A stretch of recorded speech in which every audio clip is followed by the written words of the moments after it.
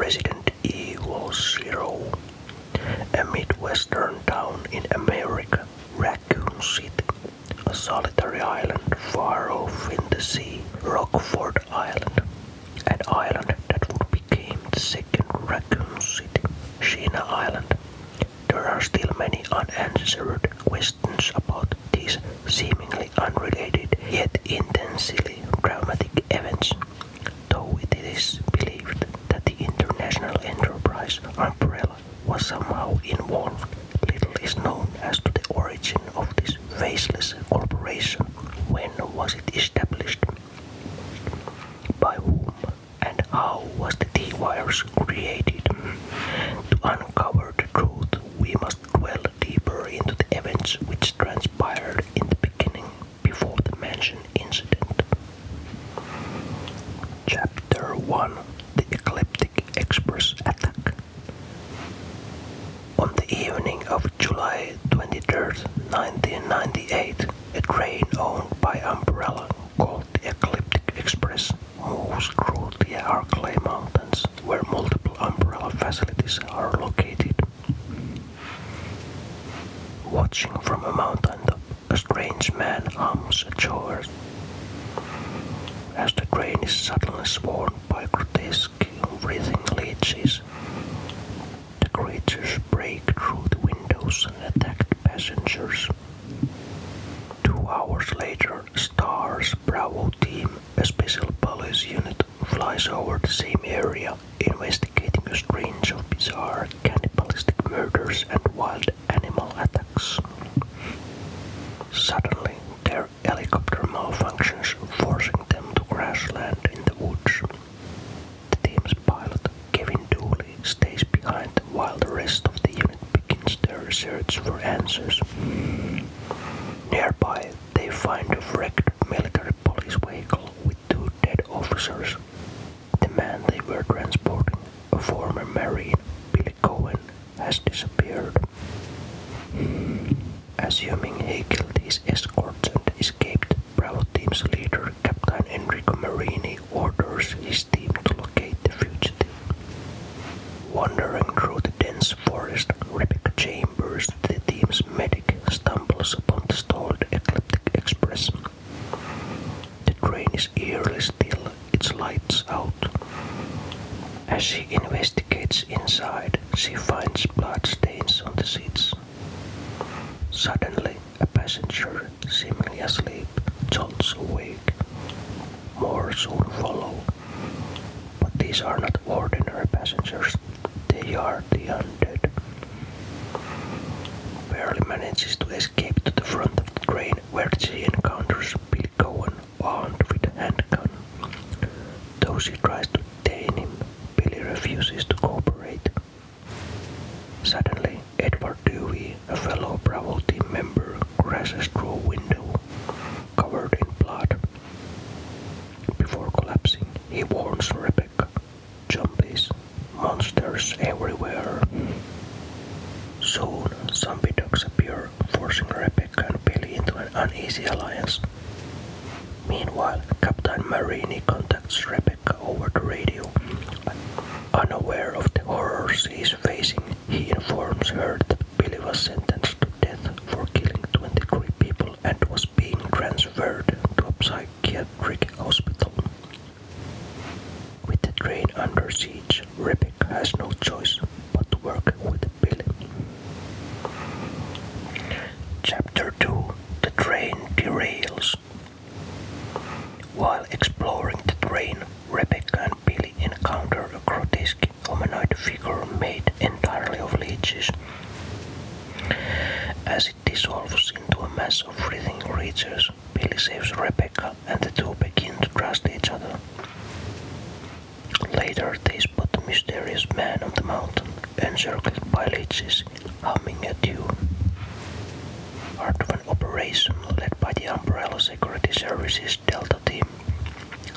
Acting under orders from Doctors Albert Wesker and William Birkin, the team is tasked with investigating the attack. However, they are soon swarmed by leeches and horribly transformed into zombies, leaving the train without control. As it speeds through the mountains, Billy and Rebecca realize the risk of derailment. In an attempt to slow it down, they activate the brakes at both the front and rear, killing zombie Edward in the process. Though the train's speed decreases, it is too late to prevent disaster. It crashes through a cliffside and derails upon reaching an underground station. Chapter 3: The Abandoned Training Facility. Emerging from the wreckage, Billy and Rebecca find themselves in an eerie, abandoned facility. An old Umbrella Pharmaceuticals training school. As they investigate, they uncover shocking secrets about the facility's former director, Dr. James Marcus, one of Umbrella's co-founders. Unbeknownst to Rebecca and Billy, Wesker and Birkin are watching them through the facility's security cameras. Suddenly their feed is interrupted. A ghostly voice accuses them of betraying Marcus and contaminating both the Arclay laboratory and the Ecliptic Express. Walking through the empty hallways of the old training school, Billy and Rebecca start finding some seriously disturbing stuff. They discover this place has a dark history, both from the way back in the 70s and more recently. The school was supposed to be for smart teenagers that Umbrella recruited, but as Billy and Rebecca dig deeper, they find notes and recordings showing that Dr. Marcus was actually using these kids for his twisted experiments. He was trying to create bioweapons, turning normal people into monsters. In the basement, they find something straight out of a nightmare, a torture chamber with dried bloodstains everywhere. Those same teenagers who disappeared decades ago are still there, but they're not human anymore. They've become zombies, wandering mindlessly through the school hallways. Some of the zombies are newer. They were part of a team that Birkin sent recently to fix up the school and get it running again. But clearly something went horribly wrong. Chapter 4: Dark Secrets Revealed. While searching through old files, Billy and Rebecca find evidence of serious dispute between Dr. Marcus and Umbrella CEO Oswald E. Spencer. These documents reveal that Spencer was trying to steal Marcus's research on the progenitor virus and T-virus project for himself. The mysterious man watching through the security cameras notices Rebecca and sends Marcus's creations, the deadly Eliminator POEs, to hunt her down. One of these monsters tracks Rebecca to the torture chamber and attacks her, biting into her flesh. As they struggle, the floor beneath them suddenly gives way and collapses.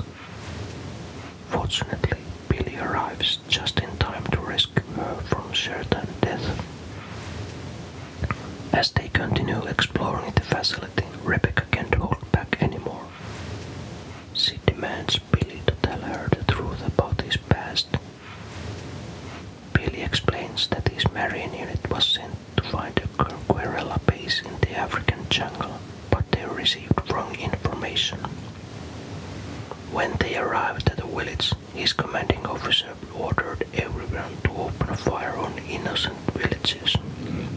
Billy refused to participate in the slaughter. Afterwards, his own unit turned against him. The military court-martial found him guilty to cover up the other terrible things that happened there. At the same time, Birkin and Wesker are making their own plans to deal with the mysterious man. They believe he is somehow Dr. Marcus brought back to life. They see him as a major threat and decided to activate the facility's self-destruct system to blow up the entire training school with the man inside. Billy and Rebecca make their way to an old, crumbling church. Inside, they discover an elevator that takes them even deeper underground to a ruined laboratory where Marcus conducted his T-virus experiments. Here they find more shocking evidence of Marcus's cruel research methods. Rebecca goes upstairs alone and discovers a horrifying sight. An auxiliary research room filled with human test subjects floating in fluid-filled capsules. Other containers hold harvested human organs. In the nearby operating room sits a strange, mutilated creature that was once human. The morgue is filled beyond capacity, with body bags carelessly tossed around the room. The shelves are lined with deadly chemicals used in Marcus's experiments.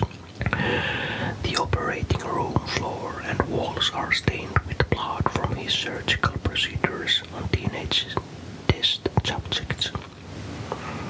They encounter more zombies from the investigation team with clear signs of a violent struggle involving more than just leeches. In one room, they find an infected man trapped in a gas chamber that someone deliberately turned on. Downstairs, Billy searches Marcus's private study and finds an old photograph showing Marcus in his younger years.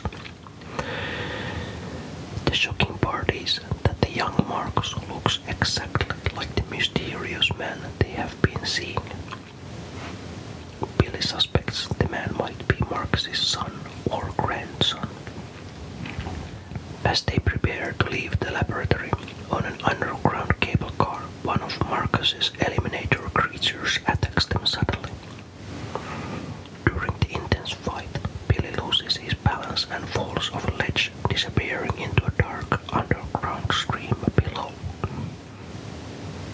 Now alone, Rebecca continues to the Umbrella chemical plant located downhill from the training school. She notices signs that the mysterious man's leeches have recently attacked this facility too. Strangely, none of the facility's staff are anywhere to be found. Rebecca takes a large train elevator down to Nest, where Birkin conducts his own bioweapons research. There, she unexpectedly runs into Enrico, who entered Nest through the Arclay Laboratories subway tunnel. Enrico is confused about why the rest of their team isn't there and suggests they go back to search for them. Rebecca refuses to leave, determined to find Billy first. Despite Enrico reminding her that Billy probably can't be saved, he eventually gives in and lets her stay to look for him while he returns to the lab. Shortly after Enrico leaves, Rebecca comes face to face with the T-001, Umbrella USA's terrifying tyrant prototype, which the mysterious man has released. Despite its immense strength and size, Rebecca manages to think quickly and knocks the monster unconscious. Chapter 5: The Final Confrontation. Rebecca rushes into an adjoining water treatment plant, desperately searching for Billy. Finally, she spots him being carried by the strong currents of the underground stream. As they make their way through the plant, they discover something horrible. All the workers have been transformed into zombies. This happened because of the mysterious man's leeches combined with Nest's dangerous bio-waste disposal methods that contaminated everything. Rebecca finally finds Billy washed up on a deck area and helps him to his feet. When he is fully awake, Billy notices something disturbing all around them. The decking is littered with human skeletons. He realizes with horror that Marcus must have dumped his victims' bodies in the water after he was done experimenting on them. While exploring deeper into the treatment plant, they suddenly come to face with the mysterious man himself. The man reveals his shocking true identity. He is actually the Queen Leeds, a mutant creature that Marcus created in his lab back in 1988. The Queen Leeds explains how Marcus was murdered by Umbrella's special forces on Spencer's direct orders. Birkin and Wesker were sent in afterwards to steal all of Marcus's research data. After killing him, they dumped Marcus's body in the water. That's when the leech entered his corpse, consuming his brain and absorbing all of his memories. The Queen Leech now believes it is Marcus reborn through some kind of divine miracle. It plans to use its powers to unleash hell on the entire world as a revenge. Without warning, the Queen Leech then transforms from its human appearance into a massive nightmarish leech creature and attacks Billy and Rebecca. They manage to escape by jumping onto a cargo elevator that carries them back up to plateau where the training school stands. They face the monster again inside a large warehouse used for a helicopter transport. During the battle, Rebecca notices something important. The creature seems to react badly to light. Thinking quickly, she makes her way to the control panel and operates the mechanism for the warehouse's retraceable roof, flooding the area with sunlight. With the creature weakened by the light, Billy takes aim with his magnum and fires several powerful shots. The wounded monster falls backward down the elevator shaft just as massive explosions tear through the treatment plant and training school below. Rebecca and Billy finally escape outside into the fresh air. Standing at the edge of the cliff, Rebecca spots the mansion that Enrico had mentioned to her. Now she knows where she needs to go next to find her team. But there's still a problem of Billy. He's a wanted man who will be executed for murders he never committed if he's caught. Making a decision, Rebecca takes Billy's dog tag from around his neck and declares that as far as she's concerned, Billy Coen is now a dead man. Billy agrees that faking his death is the only way, and with a final goodbye, he walks alone